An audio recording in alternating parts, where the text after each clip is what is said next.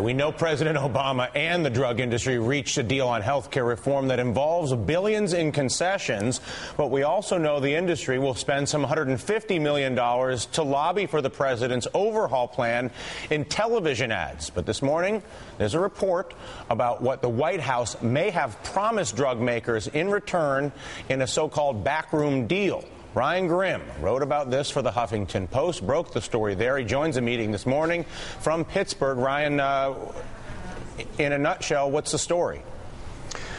Well, throughout the spring and then culminating in a White House meeting on July 7th between top pharma lobbyists and executives, the White House and Big Pharma agreed to a little quid pro quo. What the White House would give to pharma and what pharma would give back to the White House, in exchange for support for the health care reform bill. And let's talk about what that is. The drug industry concessions, increase Medicaid rebate, negotiate generic versions for name brands, so better negotiation coming off a patent, 50% drug discount for patients in the donut hole, those who can't afford, and additional taxes and fees on drug companies. Can you elaborate a little bit on the key aspects of those concessions? Probably the biggest concession or the thing that's been talked about the most is that donut hole provision where they will give a discount to seniors who are in this donut hole, the period where Medicare isn't picking up your drug coverage. So they said that they would slash their prices by 50%. But remember, pharma sets prices, so they're slashing at 50% from what they already set it. So right. They say, hey, okay, this was $400. Now we're going to charge you $200. And then let's get to the more interesting part, perhaps, which is in order to get that, what did the White House promise Big Pharma, particularly in confidence prior to the debate? You say that the White House agreed to oppose outside competition, which, again, that's the essence of all these things, whether it's anything. I can't believe that. But anyway, oppose Medicare Part D rebates, keep government out of drug price negotiations, and oppose opening Medicare Part B. Well, again, what strikes me is the opposing outside competition, but I just feel like that's the most un-American as a principle, but you probably have more insight as to what's on that list. Right. What they mean by that, opposing importation, they mean that they want to oppose the idea of being allowed to import cheaper drugs from Canada. The U.S. consumers pay, many times more than other countries for pharmaceuticals. Well, we subsidize other countries basically by paying more here so that they can have lower prices there. Right. And so what a lot of patients like to do is to order their drugs from Canada and have them shipped down. They call it reimportation because a lot of times the drugs will be made in the USA, then sent up to Canada, and then you buy them cheaper and have them shipped back to the US. That seems awesomely inefficient. Right. And ironic. Yeah. Sure. This is the healthcare system we're talking about. Yeah, no, it's pretty cool. Savannah Guthrie at the White House. What does the White House say to all this, Savannah?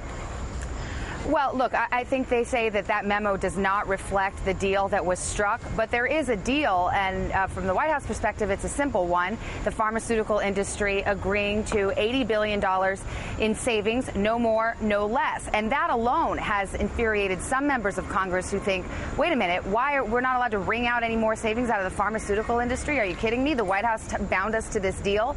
That being said, that is the deal. With regard to the memo, they point out that it was leaked from an industry lobbyist, and it may be a case where the lobbyist has a certain understanding of what the terms of the deal are and writes that down, sends it around, and thinks that's the deal. So the Savannah, bottom line is, yeah. Where does the White House, if they've said it all, do they say that these memos are the most misrepresentative of the deal they did strike with the drug companies? Well, they really don't get into the details. I mean, one thing, for example, I've heard is that, as a part of these negotiations on that issue of reimportation, there's a representation from the White House to say, look, if we get the costs down, if this all works, we're not going to have to worry about reimportation, which is a little bit different than saying the White House will oppose any concept of reimporting drugs. So it's that kind of thing. Did they comment at all directly, Savannah, on the mere ethics in a democracy of cutting a backroom deal with a large industry that sends money to politicians prior to allowing any democratic debate on the subject of health care of everybody in America?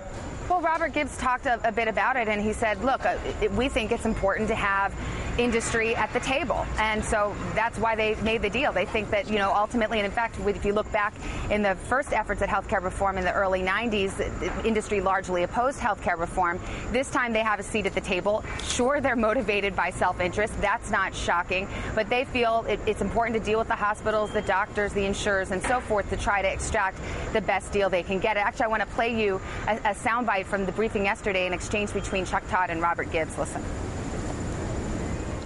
Can you say for sure they were promised nothing in return? I can assure you that we've come to an agreement to seek some savings from the pharmaceutical industry as part of comprehensive health care. So that's the White House position, that the $80 billion deal exists. It stands. As for the specifics, maybe we'll hear about it when it becomes part of a bill in the Senate, which actually Gibbs said to Chuck yesterday that this $80 billion deal will end up being in the Senate Finance Committee proposal. Got it. Savannah, thank you so much. Ryan, I'm going to let you go. Thank you for your reporting. Karen Finney is with us for the day. Briefly, what is going on here? Well, the problem with this, independent of what may or may not be in there, the optics are terrible. Terrible. It's not, Congress is upset because they feel that perhaps a deal was struck, and you hear members of Congress saying, well, wait a second, we're not going to be bound by a deal that we weren't a part of. And, you have enough folks out in the country a little bit nervous about, are we really going to get health care reform? Are we really going to get a public option? What's going to be in the bill? What about people that are nervous? Is this a democracy? Well, I mean, literally, are we going to? I mean, literally, there's so many decisions that are going back to Cheney, Bush, and now with this that get made but away specific to from the politics of this, I think it certainly puts the administration in an awkward position in that Congress feels like they can't be trusted because they're cutting deals that they're not a part of, and they're not saying what's in the deal.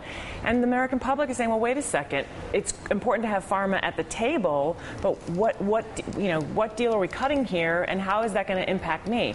So I think the optics of this are terrible, and I think the administration certainly should have thought about that in terms of if they were going to cut such a deal, how you talk about that, who you bring in on that is really critical. And it just calls in the value system. Are you doing this negotiation for the benefit of patients and doctors, or are you doing this for the benefit of industry? And I think we have to assume at the end of the day they're trying to put the best interests of both parties at heart, and hopefully patients first.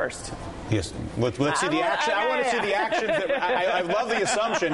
I'd like to see the actual actions. I'm going to give a little bit of a benefit of the doubt fair enough. This Sunday on Meet the Press, this debate reaches a fever pitch. David Gregory will devote the full hour to health care. Guests include former House Majority Leader Dick Armey, Senator Tom Coburn, former Senate Majority Leader Tom Daschle will voice his views on health care, and MSNBC's own Rachel Maddow will join David this Sunday on Meet the Press.